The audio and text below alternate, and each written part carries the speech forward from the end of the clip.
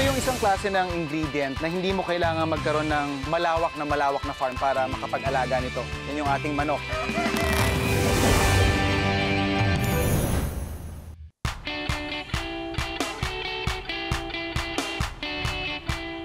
Dahil bihasa sa larangan ng pag-uukit ang mga taga-Paite, kapansin-pansin na karamihan sa kanilang mga obra ay mga imahe ng mga puon.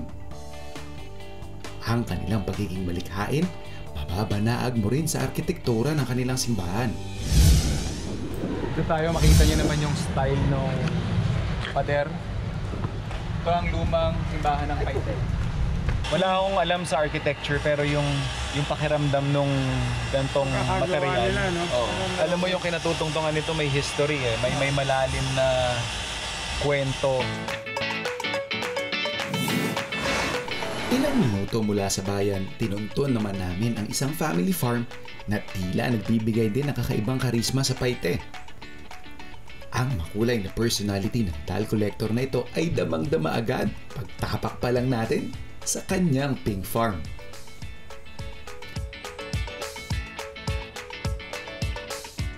Sa ngayon, ito ay tahanan ng maraming fruit-bearing trees at mga manok.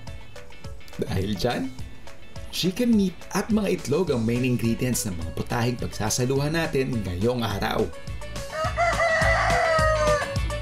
So, yakitori is one of those dishes na nagsiselebrate doon sa iba't ibang parte ng manok na kadalasan hindi tayo familiar or hindi natin pinakikialaman kung ano ba yung pagkakaiba sa lasa. Na hindi natin alam na yung isang maliit na piraso ng karne sa likod ng manok ay tinatawag palang oyster. Dati wala lang, hindi natin siya pinakikialaman. Dahil nga sa dish na ito, na-highlight natin yung iba't ibang specific parts ng manok and nadidistinguish natin yung unique characteristics nito. Gagawa tayo ng yakitori. So tatanggalin ko lang yung mga major parts na kilala natin. So ito yung wings. Bago ko tanggalin at paghiwalayin yung breast part, tatanggalin ko muna yung ating chicken skin. So ito yung sinasabi kong part kanina, kung saan alam natin merong tipak ng karne doon, pero hindi tayo familiar or hindi tayo aware na may specific pala siyang pangalan. Ito yung tinatawag nating oyster. Kung mapapansin nyo, ito yung buto na kumakabit dito sa likod niya. Ito yung part na yan. So makikita natin, siya yung pinakamalaking part dito na nakatago. For me, this is one of the best parts ng manok. Ito yung pinakamalasa, pero lean siya. So the way we remove it is, yan, mararamdaman nyo naman yan eh. Para yung may awang or parang may dent, dun lang siya nakapwesto. So ito siya. Kung mapapansin ninyo, hindi yan kasama ng thigh part. So pag hiniwa nyo yung thigh, hindi yan masasama doon unless specifically mo siyang tatanggalin. So kung magtataka kayo, mabibili nyo ba ito sa groceries?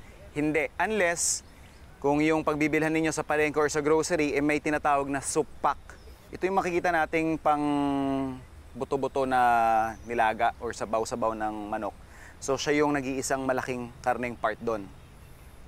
Tanggalin lang natin para makita nyo yung itsura. Ito yung sinasabi kong dent.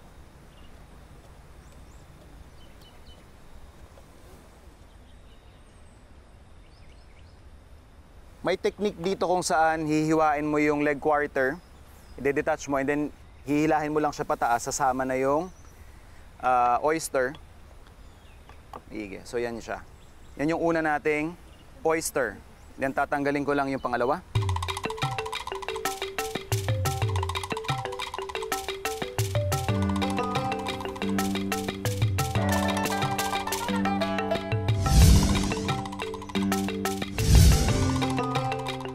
Bukod sa oyster, ito yung isa sa paborito ko talaga. Ito, inaagaw ko to. Ito yung tinatawag na isol. Akala natin, puwet. But in fact, hindi ito yung puwet. Kamusta naman po yung ating shakshuka? Sarap. Anong tawag ulit? Ang hirap? Shakshuka. Shakshuka.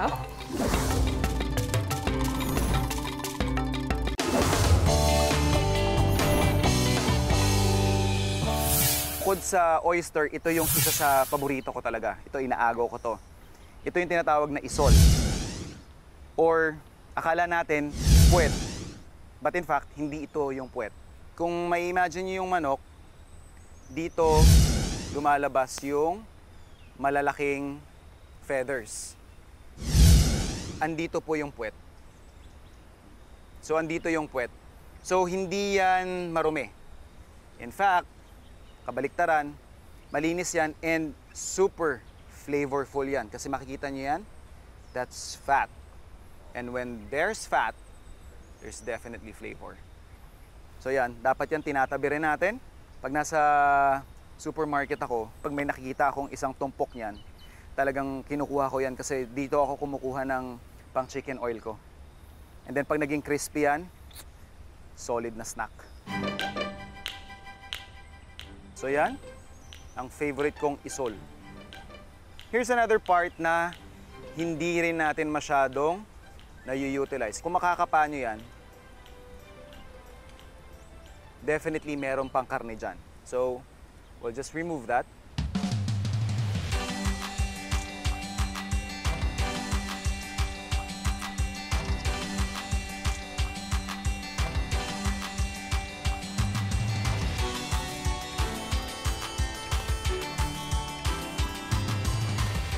So, hindi siya ganong kalakihan, pero definitely, sakto to pang tuhog. Yan, lagyan natin dyan. Then, kukunin ko rin yung kabila. And still, doon tayo sa likod na part. Kung mapapansin nyo yan, may parang flap na manipis. Again, that's still meat na may sariling karakter, na may sariling flavor. Ito yung sa may belly part. So, pwede rin natin siyang paghiwalayin at bigyan ng sarili niyang stick. Tatabi lang natin yan. So, tingnan nyo, ito pa lang yung likod, pero nakakuha na tayo ng oyster. And then, meron tayo ditong isol and yung meat dito sa gilid, sa may butt area.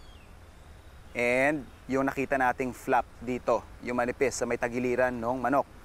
So, meron na tayong 1, 2, 3, 4 na cuts agad. And yung ating breast. Tatanggalin lang natin to.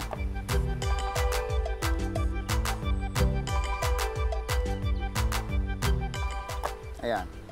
So kung mapapansin nyo, yung breast natin, may dalawa siyang layer. Ito yung pinaka chicken breast.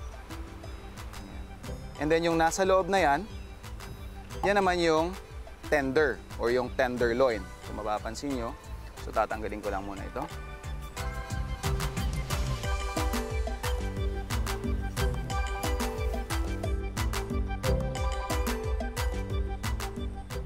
So pag bumili po kayo ng breast part, yan, magkasama yan. Ganyan yan. Ganyan ang itsura niyan. Pero yun nga, dahil hindi natin masyadong pinapansin yung maliit na detalye na yan, akala natin talagang ganun lang sila magkasama. When in fact, kung akala nyong malambot na yung nasa labas, ito yung mas malambot. Although ito lang yung part na siguro kailangan nyo lang linisin. Kasi syempre yan yung parang litid.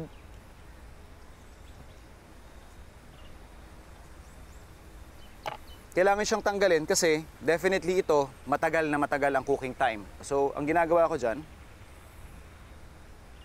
ayan. So, hihilahin ko lang. So, okay lang ako na masira yung itsura niya kasi tatanggalin ko itong, yan, yung pinakalitid na yan versus doon sa mahirap naman nguyain. Ayan lang siya. Ito na yung malinis natin. Chicken tender. So, next up, yung ating wings. So, yan, kapag sumusugod kayo sa mga Unli Wings na restaurant, pag kumukuha kayo, parang kain lang. Hindi natin alam na may 3 part ang wings. So ito yung drummet, flat, and yung tip. So ikakat ko lang siya into 3 separate portions. Kung makikita ninyo, ito, medyo familiar tayo dito sa drumette kasi ito yung ginagawang chicken lollipops. Lalo na pag ganito kalalaki yung manok. So ito si flat or wing it. So ito yung 3 separate parts and segue lang ako. Hindi nyo kailangan ng specialty knife para gawin ito. Hindi nyo kailangan yung pangtadtad kasi mapapansin ninyo, kailangan to ng specific areas na inaatake. Ang pinaka-general tip dito is hanapin mo yung connecting bones. Hindi mo kailangan mag-exert ng ganong effort. And of course, guys, dagdag ingat lang. We're dealing with very sharp knife. And yan, may makikita kayong mga edges na yan ng buto. So definitely, makakasugat.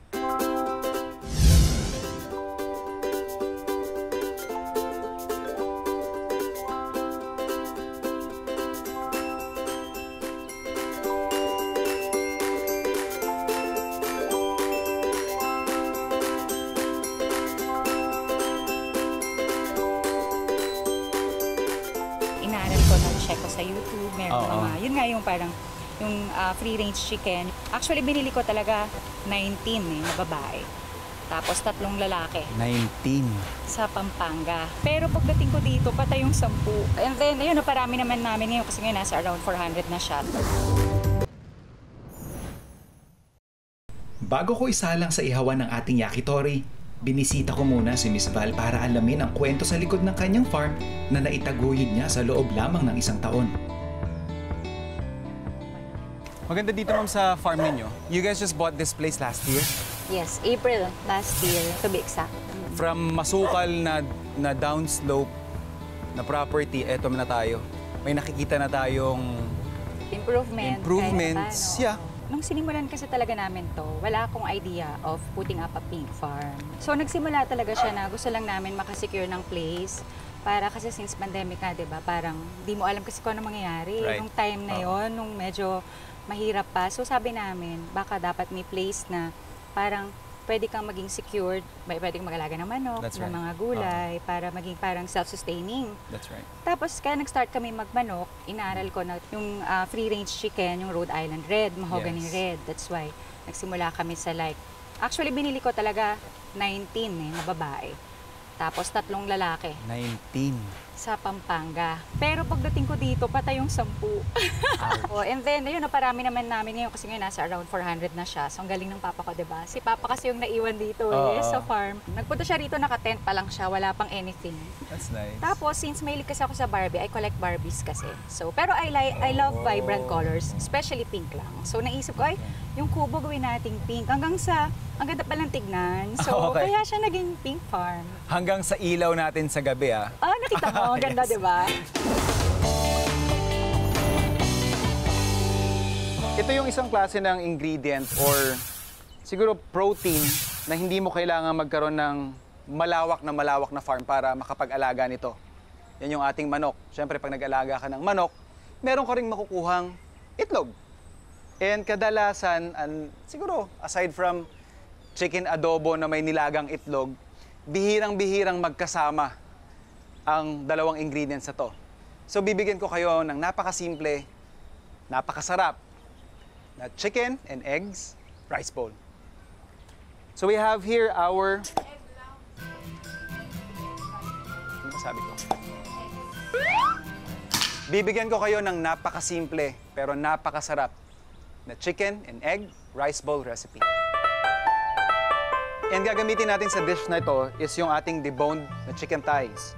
And as I always say, make sure na i-save ninyo yung mga buto na pinagtanggalan ninyo. Mare-recycle pa natin yan into a very flavorful stock. Kung wala man kayong makuhang chicken thighs, definitely, at gusto nyo mas mabilis yung inyong pagluluto nito, pwede kayong gumamit ng chicken breast or pwede rin ng deboned na legs.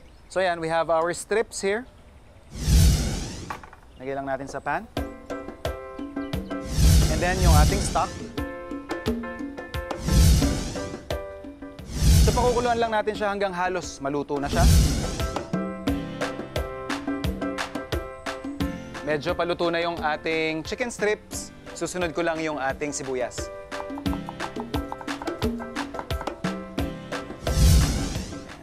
lang natin. At siguro lulutuin lang natin to for around 2 to 3 minutes. Siguro familiar din kayo sa dish na oyakodon. Ito nga yung inspirasyon ng ating ginagawa ngayon. Ang mahirap lang kasi dun sa dish na yon, it requires mirin, sake. Para makabuo ka ng masarap na stock nila, kailangan mo ng kombu, tsaka ng anchovies. So in a way, parang hindi ganun ka-accessible yung ingredients niya for you to make an authentic oyakodon. Kaya ginawa na lang natin ng isang solid na chicken stock. And then, ayan nga, lalagyan lang natin siya ng fresh eggs mula dito sa farm. With some splash of soy sauce and yung ating chicken. So ready na rin natin yung ating bowl of rice. And we'll finish the dish by pouring in our beaten eggs.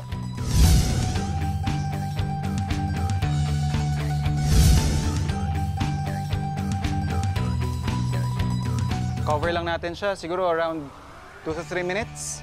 And prepare na rin natin yung ating garnish.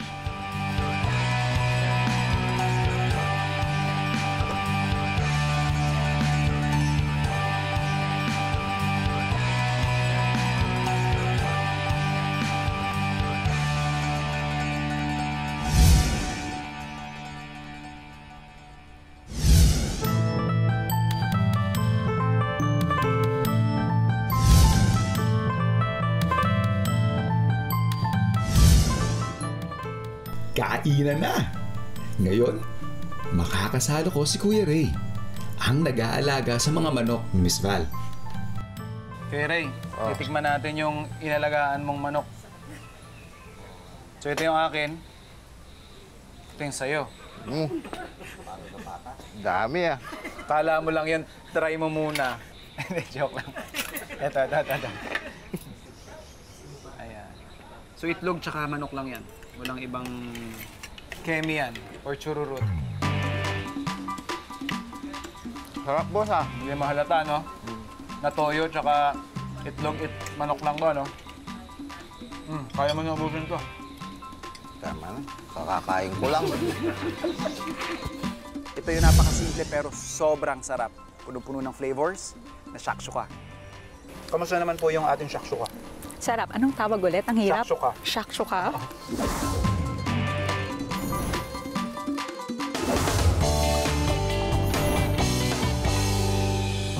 Yung next dish na gagawin natin is one of my siguro favorite seasonal dishes na ginagawa ko nung nasa hotel industry pa ako. Napakasimple lang nito kasi eggs and tomatoes lang yung pinaka-base natin. And seasonal siya kasi kadalasan pinapares ko to kung kailan marami akong harvest na mga herbs. Ito yung napakasimple pero sobrang sarap. Puno-puno ng flavors na shakshuka. We are going to make a sauce. Kumbaga parang magagaya tayo ng mga kamatis and then siya yung uunahin nating iluto. Lagyan lang natin ng oil. And let's work on our tomatoes. Ngayon, pag wala kayong fresh tomatoes, definitely tomato sauce or yung mga canned peeled tomatoes, pwede nyo rin gamitin.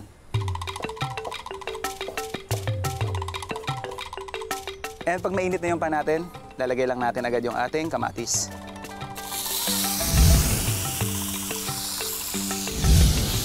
Bali yung ginagawa natin ngayon is, again, we're trying to make a sauce out of our fresh tomatoes. I-sausaute natin siya hanggang almost parang puree na siya.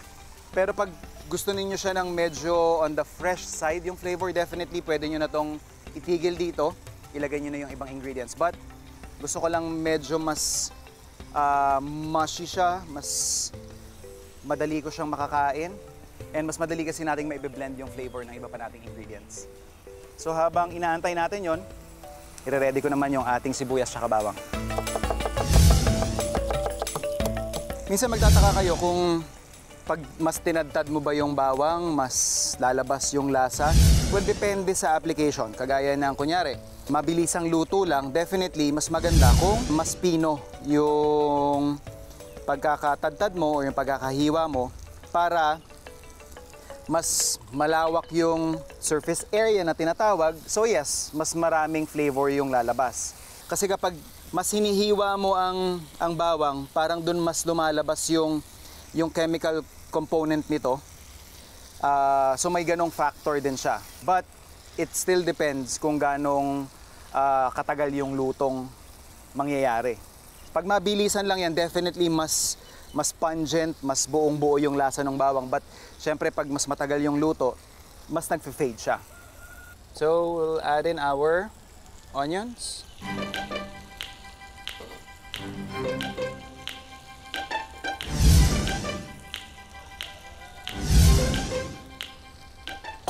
Ready na yung ating spice, which is yung ating cumin. Dadagdag lang natin. This is optional. Kung hindi nyo trip yung lasa, by all means, pwede nyo siyang tanggalin. And then, mas maganda kung yung mga gantong klase ng spice na dried and powdered, ilalagay nyo habang ginigisa. Pag sinasama mo kasi siya sa gisa, mas lumalabas yung natural oils niya. Ginawan ko lang siya ng well sa gitna kasi gusto kong rekta siyang lalapat doon sa pan natin para mas mapabilis yung paglabas nga nung sinasabi kong oils. So yan, but then again, pag ginigisa mo naman siya ng ganito, kahit ibudbud mo lang on top, pero yun nga, the purpose of that is makonsentrate yung init na rekta mong lalapat doon sa ating cooking vessel. So yan, pag naamoy nyo na yung ating cumin, let's add in our next ingredient, which is yung ating stock. Siguro enough lang para maging loose lang yung ating pinaka-paste o yung ating mixture. Salt and pepper. This is another flavor profile that sets this apart from your regular sarsyado. Chili flakes, pwede rin kayong gumamit ng chili powder. Chili sauce, kung gusto nyo may timpla na yan, definitely. Pero ang pinaka-importanting elemento dito is medyo may konting anghang. So, lagay lang tayo. And then we'll just cook this out siguro at least mga 2 to 3 minutes. Balikan natin, saka natin ilagay yung ating eggs. I'm very satisfied doon sa consistency nung ating pinaka-sauce. So, yung last part ng ating recipe, lalagyan na natin yung ating eggs. So, gagawa lang ako ng siguro sort of dent kung saan ko ihuhulog yung ating fresh eggs.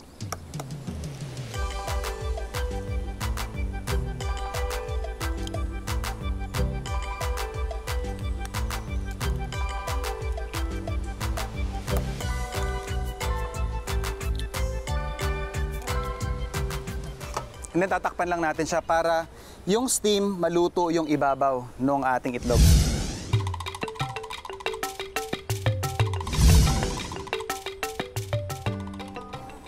Ayan, satisfied na ako dun sa doneness ng ating itlog. Piplate ko na siya pero lalagay mo tayo ng garnish. Chop tayo ng parsley.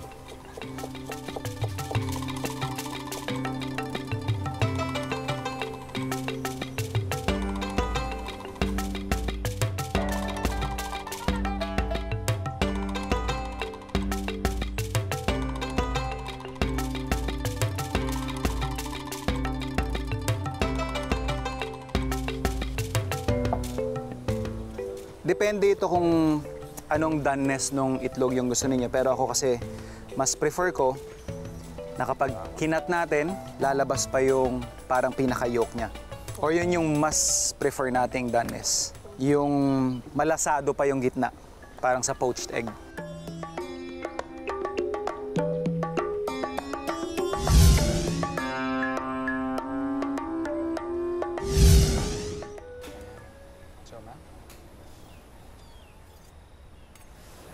Siyempre, mas maganda yung experience kung kamay. Ah, ganun ba? So we have basic, very simple na tomatoes and eggs. Para siyang sarsyado, pero yeah. I guess the cumin would set it apart sa kasanayan nating Sige. sarsyado. Pwede na? Cheers. Cheers.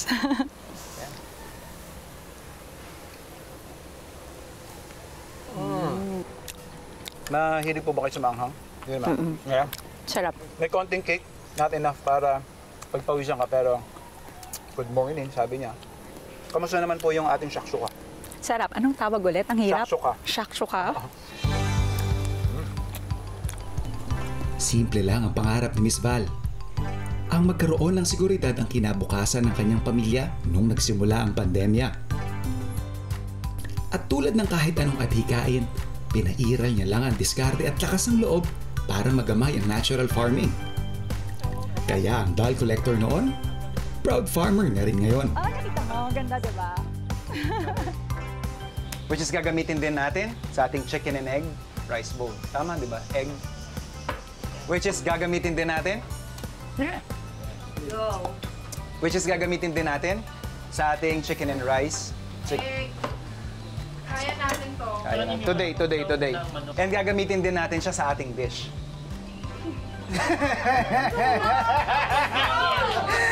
Uy! Ulitin mo! Nag-change ako ng angulo doon sa chicken and egg. Sa chicken and egg para may cutting point. Ayan.